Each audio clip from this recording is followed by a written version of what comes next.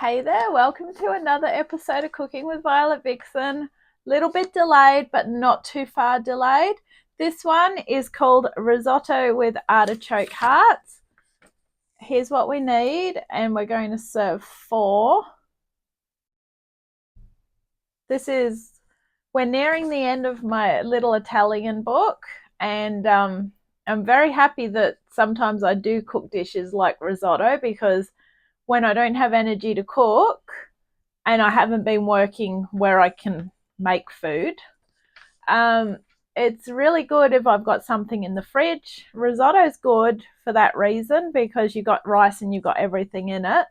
So fortunately, the other night when I was supposed to cook this, I was able to go into the fridge and get the previous risotto that I'd already made and just warm it up and say that's dinner. So if I can plan my food, I can't plan my days at the moment because I get tired or I get bursts of energy. Either or. If I can plan it, I'll get something out of the freezer. That's all good. Risotto does freeze very well.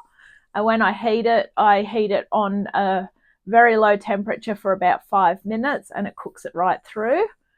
So apart from these ingredients, which I've previously showed you, which is going to serve 4, we are also going to need a saucepan that we can put the stock in, which we're going to boil away, a ladle, a stirring stick, and another saucepan. So I'm using my lower saucepan, the one that's not super high.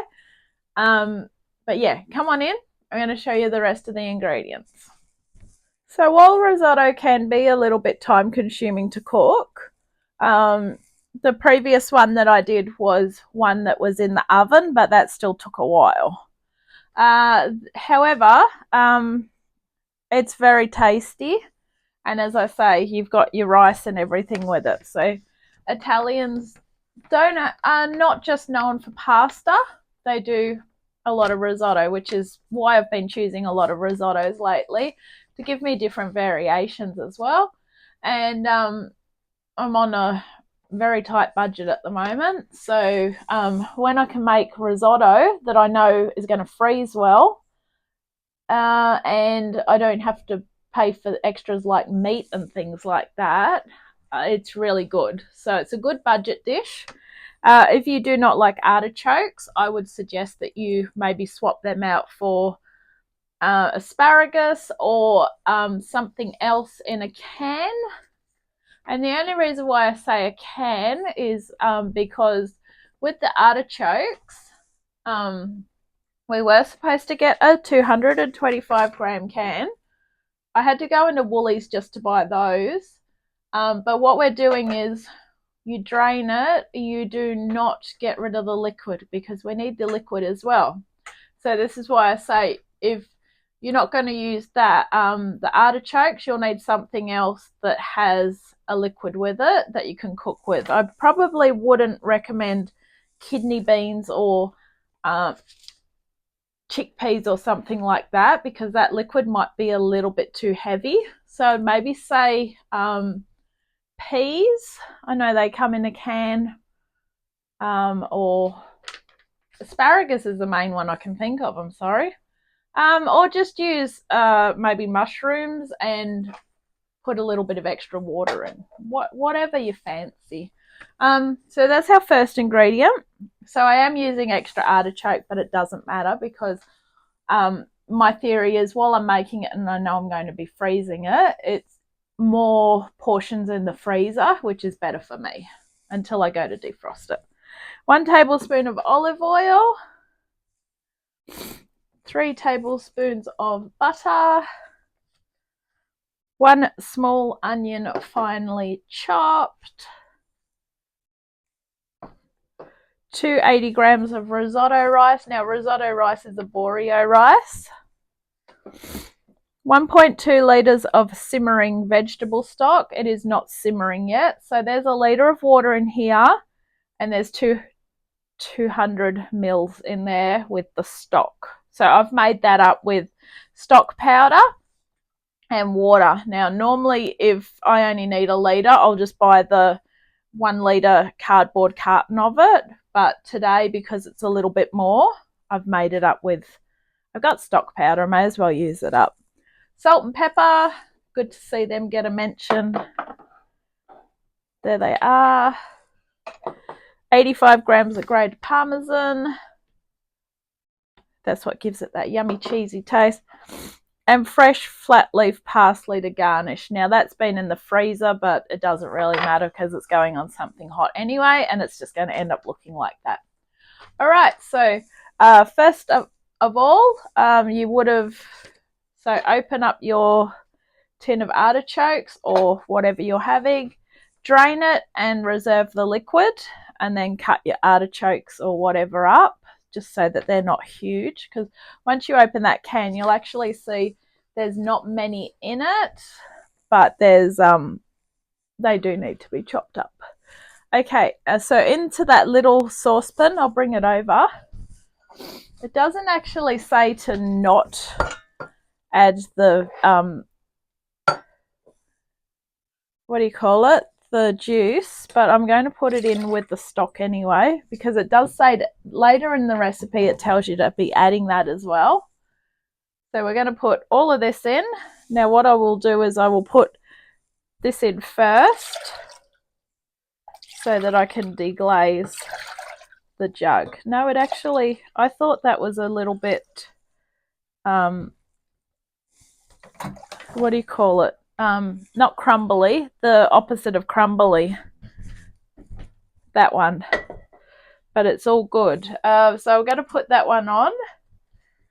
We want to bring that one up to the simmer, and let's get ready with our other saucepan.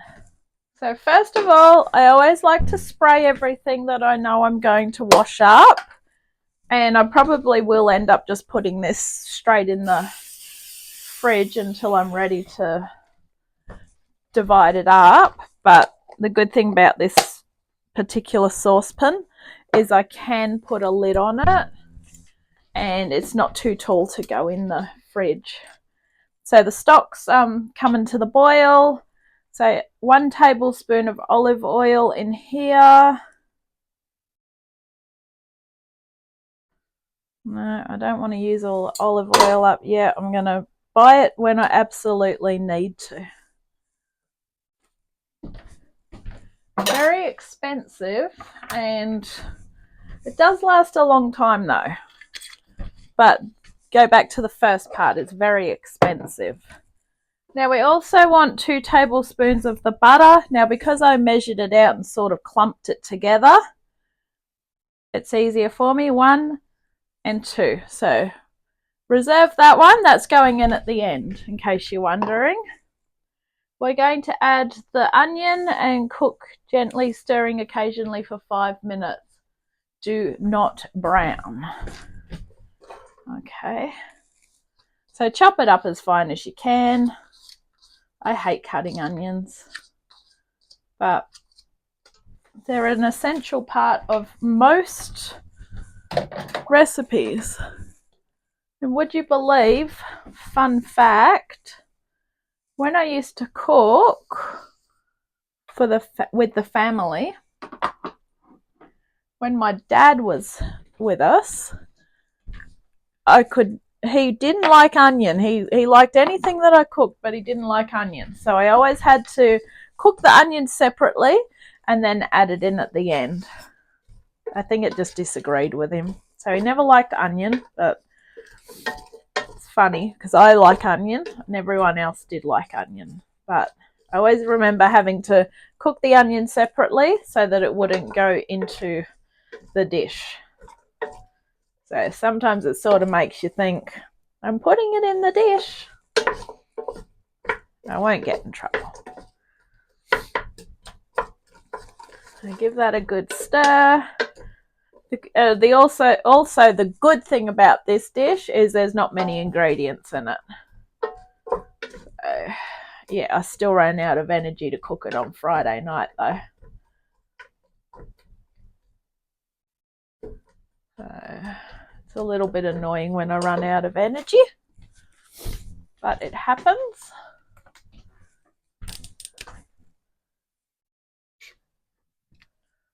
So we just keep cooking away, and once that comes to the boil, that will be good. So once the onions are looking like this, it is time to add the rice. We want to stir this for a little bit, and what I'm going to do now is I'm going to turn the heat down to about 2, which is a third of the way, and you want to stir them until they're translucent. What is translucent? They'll go like a whitey colour.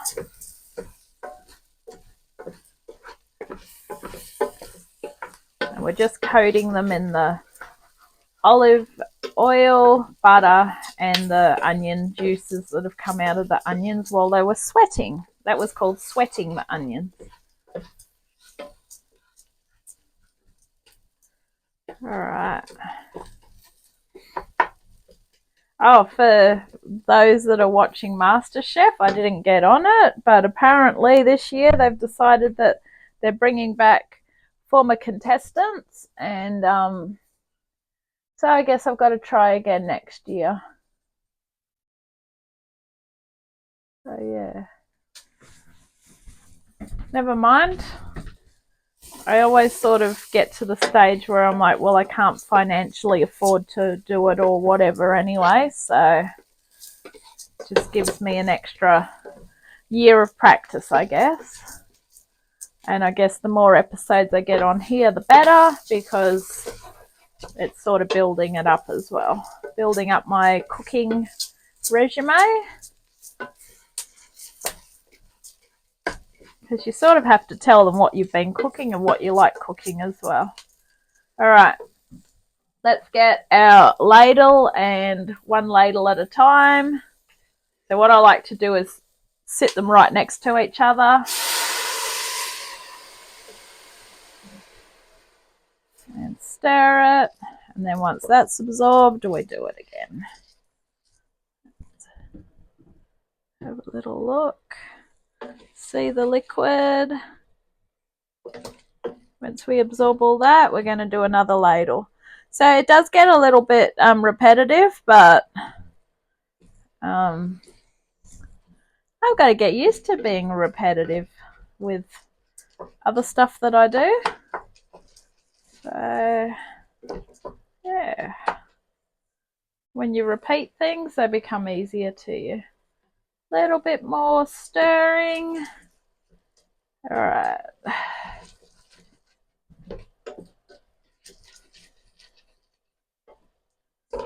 Whack in another ladle.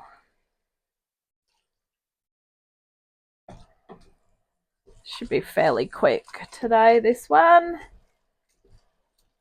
I like to keep the rice on too, because we don't want to burn the stock off too quick, otherwise we'll end up with no stock and uncooked rice. Uncooked rice sucks, just so you know.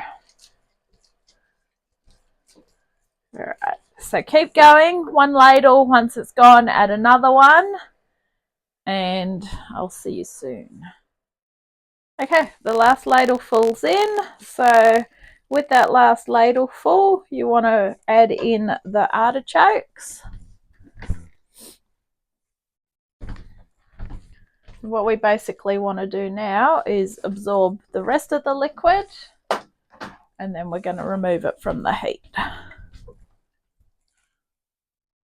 Okay, even though it's got a little bit of a gluggish consistency to it, I am actually going to leave it at that because it's creamy. So let's switch off the stove top and take it over and finish it off.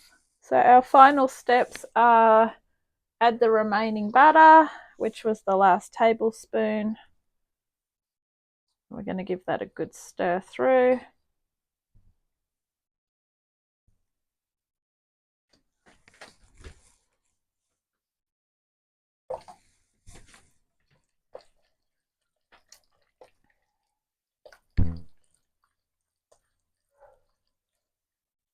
Okay, once that's mixed through, stir in that parmesan.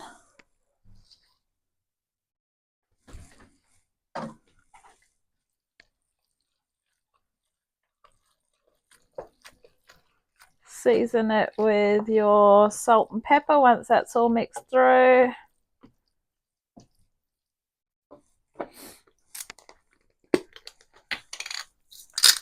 As much as you want of each.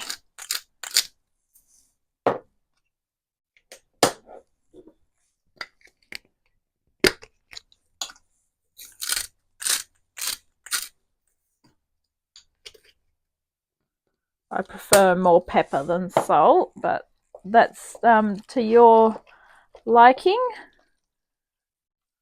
Then once you've dished it up into the serving bowls or plates, whatever you fancy, sprinkle the chopped parsley over the top, and you're good to go.